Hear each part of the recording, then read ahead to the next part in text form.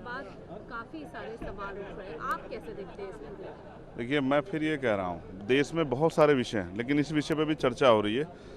Railway के इतने accident हो रहे हैं, नौजवान सड़कों पे, नीट का इशू इतना बड़ा इशू है, तमाम तरह से भर्ती में पेपर लीक हो रहे हैं। लेकिन अगर कावड़ पे भी बात करना चाहे तो कावड़ का हाल ये है कि कई ऐसी घटनाएं हुई हैं, जैसे कल एक घटना हुई है, गाड़ियों में तोड़फोड़ की गई है, मारपीट की गई है।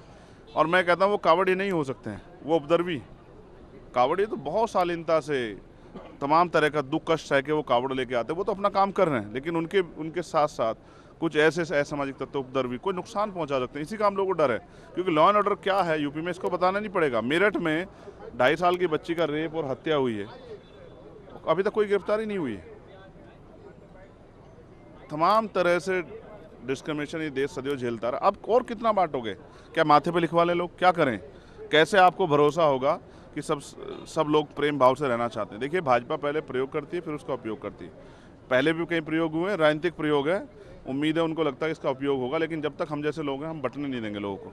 और मैं फिर आपको स्पष्ट कर दूं, जिनका आर्थिक नुकसान करने के लिए बीजेपी ये कर रही है, उनके बच्चों का क्या होगा? वो भी इंसान है। जब प्रधानमंत्री बात कर सबका सबके विकास की, तो इसमें मुसलमान क्यों बाहर है? क्या उनके जिन लोगों के रोजगार खत्म हो गया, जिनको निकाल दिया काम से, उनके बच्चों क्या होगा? उनके घर का क्या? उनकी माँ का क्या होगा?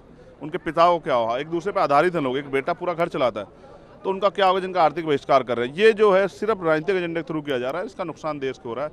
इसलिए मैं मुख्यमंत्री से मांग कर रहा हूँ कि हरदर्मिता छोड़ें और ऐसा कोई काम ना करें जिसको, जो कावड़ यात्रा करने वाले जो हैं शिव भक्त हैं, वो भी जिसको स्वीकार नहीं करें, ऐसा कुछ ना करें।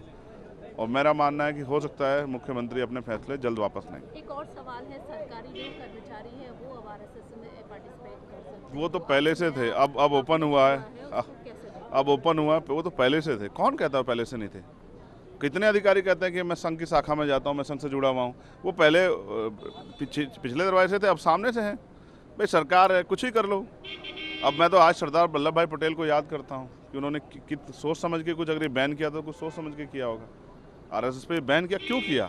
कुछ इसका कारण ही रहा होगा। और मैं फिर कह रहा हूँ, अब तो भाजपा और आरएसएस की दोनों अलग अलग से दिखाई देती है, तो क्या होगा ये चिंता का विषय है। लेकिन आज हम दिल्ली में हैं, बाढ़ से लोगों के घर डूब रहे हैं, लोगों के जीवन जो है बुरे हाल हो रहे हैं। इस पे भी सरकार को जवाब देना चाहिए। इस डिस्कशन से भाग के काम नहीं चलेगा, जवाब देना पड़ेगा। नीट पर सवाल पूछे जा रहे हैं, क्या कहेंगे इस पर? क्वेश्चन आवर में आज जो है 6 सवाल लिए गए हैं। आप ही बताइए, इतने मेंबर है, कहाँ जाएंगे? क्वेश्चन आवर बड़ा होना चाहिए। कल भी हमने सुझाव दिए थे ऑल पार्टी मीटिंग में। हमने ये भी कहा था कि संसद का सत्र को भी बढ़ाना चाहिए, जिससे कि लोग अपने विषय पे बोल पाएँ। हमारे नगीना से मैं आता हूँ, इतनी समस्या है नगीना में। बाढ़ हमारे यहाँ सबसे ज़्यादा हमें प्रभावित करेगी, बेरोजगारी सबसे ज़्यादा हमें प्रभावित करेगी। वो बॉर्डर एरिया है, वहाँ से आवारा पशुओं ने बुरा हाल कर रखा है, गुलदार, तमाम तरह की और चीज़ें।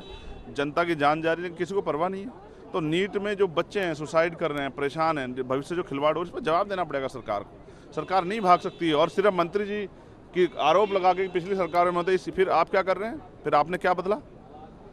तो इसलिए हमने कहा कि मंत्री जी को जवाब देना पड़ेगा और उसके लिए मंत्री तैयार हो।